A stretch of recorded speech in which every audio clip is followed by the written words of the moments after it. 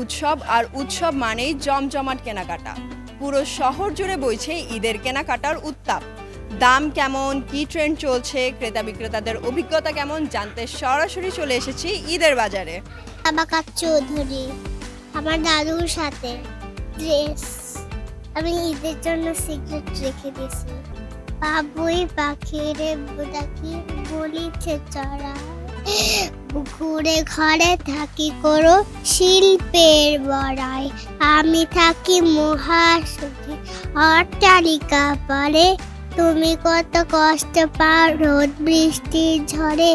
বাবুই হাসিয়া কহে সঙ্গী হকি তাহায়, কষ্ট পায় তবু থাকি নিজের বাসায়।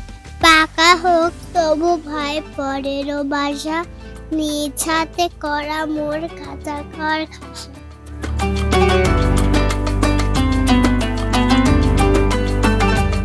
I'm from China. Yes, kind of celebrating the Eid here.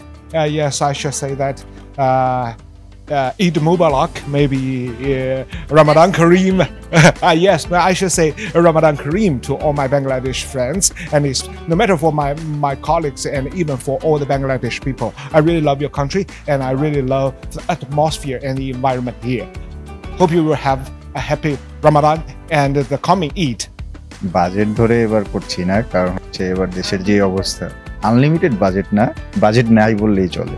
সবার আগে আমার মায়েরটা, এরপর ছোট ভাই আছে, ওদের জন্য দামটা বেশি মনে হচ্ছে। হওয়ার কারণটা হচ্ছে ওই যে ভ্যাট বেড়ে গেছে, ওনারা যেটা বললো আর কি, ওনার যারা আছে তারা বললো যে ভ্যাট বাড়ার কারণে তাদের প্রাইসটা একটু বেশি মনে হচ্ছে, বাট প্রাইস রিজনেবলের মধ্যেই আছে।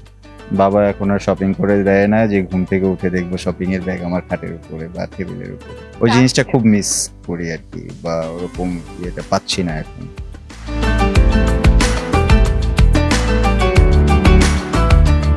আগের বছরের তুলনায় যদি বলি, এখন পর্যন্ত ওভাবে শুরু হয়নি। আশাবাদী যে সামনে আরো ভালোভাবে শুরু হবে, কারণ কাস্টমার হয়তো বা এখন ওভাবে বের হচ্ছে না, যেহেতু পরিস্থিতি এখন অস্বাভাবিক।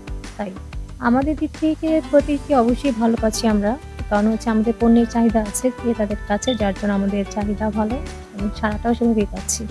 না আসলে ওরকম কিছু এখন পর্যন্ত হয়নি, যার জন্য আর সেভাবে বলা যাচ্ছে না।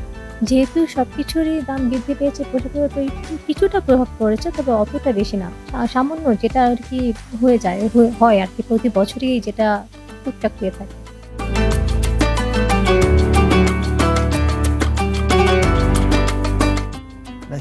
খুব মনে করলে খুব খারাপ লাগে, এতই জিনিসটা অ্যাব্রাপ্টলি চেঞ্জ হয়ে গেছে না গত 10 বছরের ভিতরে, যে এখন এই জিনিসটা হাত দেওয়া যায় না, টু হট।